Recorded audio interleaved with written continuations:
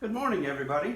I've got several minutes, 20 or so before work starts, so I thought I'd squeeze in another quarantine activity, and that's making a kite. It's been so windy recently that I've been thinking about kite flying, and I don't have a kite, but for years I've been making kites with my kids at school with just a single piece of paper, and I went online and I tried to find that template to remember where to measure and everything. I couldn't find the kite that I've always used, but at a spot on YouTube, DIY Easy Crafts, I found another kite that I've never tried before, but I kind of wanted to, so here I am.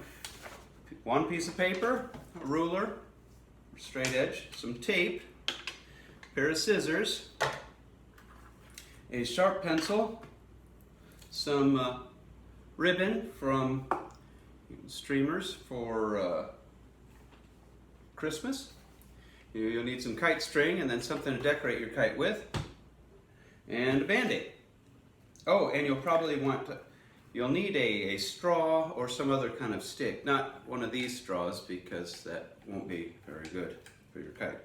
I found some skewers for kebabs, so that's what I decided to use. So you're going to take your paper, you're going to fold it in half. I'm going to try to do this carefully. I'm trying to do this quickly to keep the video length shorter. Then on the folded end, you're going to measure up 2 inches.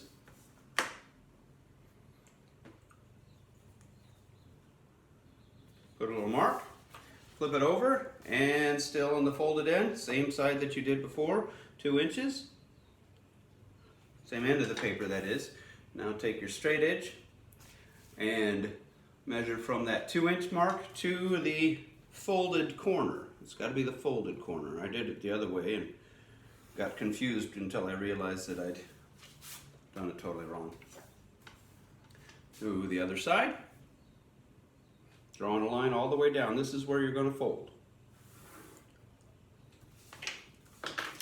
And just to make it easier for me to fold, I flip the paper around and fold it backwards so I can see the line that I'm folding on.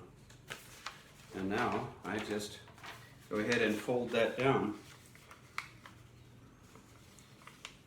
You want to try to make it so that the kite is even on both sides. Other side. Here's Sully barking. He's probably wanting to join in, but I don't really want him to help me fly my kite. There we go. So you fold it back together, and this is the basic shape of your kite.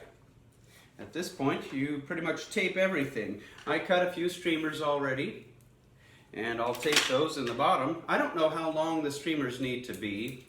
The kites that my kids and I at school make need really long streamers because they tend to spin around in circles. We'll see whether just a smaller streamer like this will be enough. But if it starts going around and around in circles, you just need a little bit longer streamer. At this point, you just tape everything. Tape the pieces together.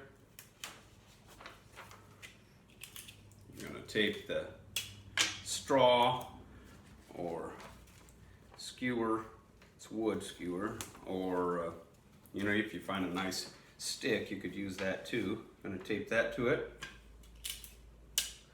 The best, I think, would be nice and light, a straw that doesn't have the bendy end, but try to find those. I tried once and was unsuccessful. I like the bendy straws better anyway, but they aren't very good for kite making. Okay, so I've taped everything together here. I'm going to put my string on that part of the kite.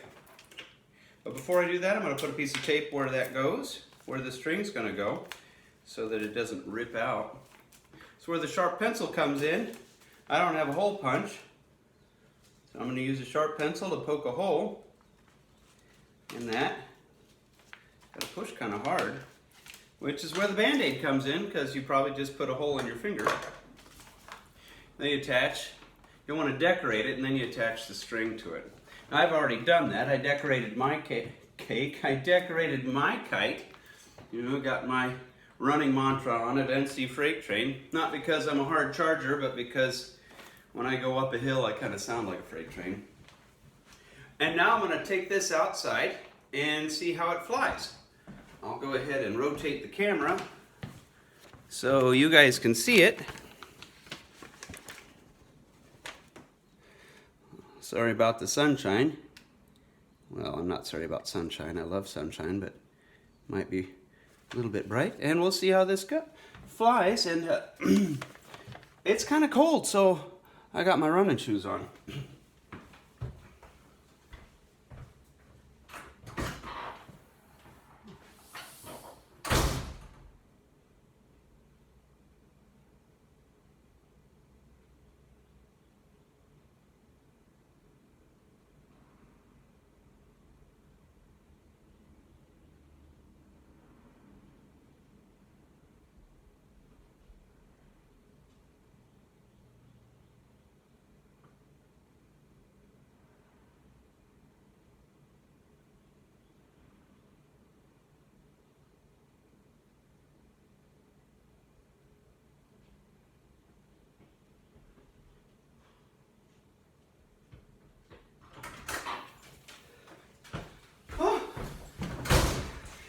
Now I have to check this video to see how it works. Whew! I don't recommend doing this after you've had breakfast, or any meal really. See you next time, guys.